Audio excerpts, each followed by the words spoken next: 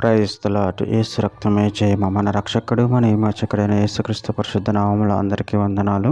చిన్న ప్రార్థన ద్వారా ఉదయకాల వాక్య ధ్యానం చేసుకుందాము. పరిశుద్ధుడ మహాగణుడు అయిన దేవ యేసయ్య, సర్వాధికారి నాయన, మీకు వేలాది వందనములు, కృతజ్ఞతాస్తుతి స్తోత్రం చెల్లించుకుంటున్నాను. దేవ ఉదయకాలం ప్రభు వాక్య భాగం ధ్యానిస్తుండగా వాక్య భాగం మాకు అర్థమవునట్లు సహాయం చేసి మీ కృపలో బలపరిచి మీకు మాదిరిగా మమ్మల్ని నడిపించమని ఈ చిన్న ప్రార్థన ప్రభువుకి యేసుక్రీస్తు అతి పరిశుద్ధ నామములో అడిగి వేడుకుంటున్నాను తండ్రి. Amen amen. కొరింథీయులకు రాసిన మొదటి పత్రిక 6వ అధ్యాయం 18వ వచనము.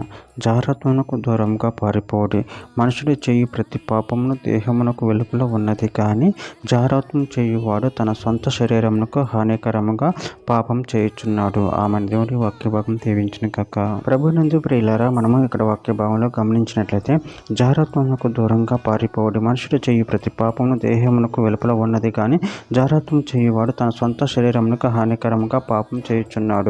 అదేవిధంగా వాక్య భావంలో గమనించినట్లయితే తిమోతికి రాసిన 2వ పత్రిక 2వ అధ్యాయం 22వ వచనం, నీవు యవ్వనేచ్ఛల నుండి పారిపోము, పవిత్ర హృదయులై ప్రభువునకు ప్రార్థన చేయు వారితో కూడా నీతిని, విశ్వాసమును, ప్రేమను, సమాధానమును వెంటాడము.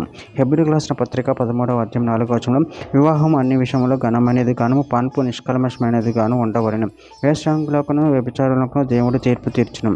తెస్సలోనికీయులకు రాసిన మొదటి పత్రిక 4వ అధ్యాయం 5వ వచనం, పరిశుద్ధత యందును ఘనత యందును తన ఘటమును ఎట్లు కాపాడుకునవలెను, అది ఎరుగునటే దేవుని చిత్తము.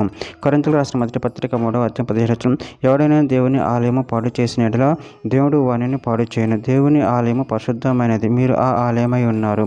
ఎఫెసీయులకు రాసిన పత్రిక 5వ అధ్యాయం 3వ వచనం, మీలో జారత్వమే కానీ ఏ విధమైన అపవిత్రత కానీ లోపత్వమే కానీ వీటికి పేరైనను ఎత్తకూడదు, ఇదే పరిశుద్ధులకు తగినది. కొలస్సీయులకు రాసిన పత్రిక 3వ అధ్యాయం 5వ వచనంలో, కావున భూమి మీద నున్న మీ అవయవములను అనగా జారత్వమును, అపవిత్రను, కామతురకును, దురాశను, విగ్రహారాధన, ధనాపేక్షను చంపివేయుడి. తిమోతికి రాసిన మొదటి పత్రిక 6వ అధ్యాయం 11, దేవజనుడ, నువ్వైతే వీటివి విసర్జించి నీతిని, భక్తిని, విశ్వాసమును, ప్రేమను, ఓర్పును, సాత్వికమును సంపాదించుకున్నట్టుకు ప్రయాసపడుము. సామెతల గ్రంథం 6వ అధ్యాయం 32, జారత్వం జరిగించువాడు కేవలం బుద్ధిశూన్యుడు, ఆ కార్యం చేయువాడు స్వనాశమును కోరువాడే.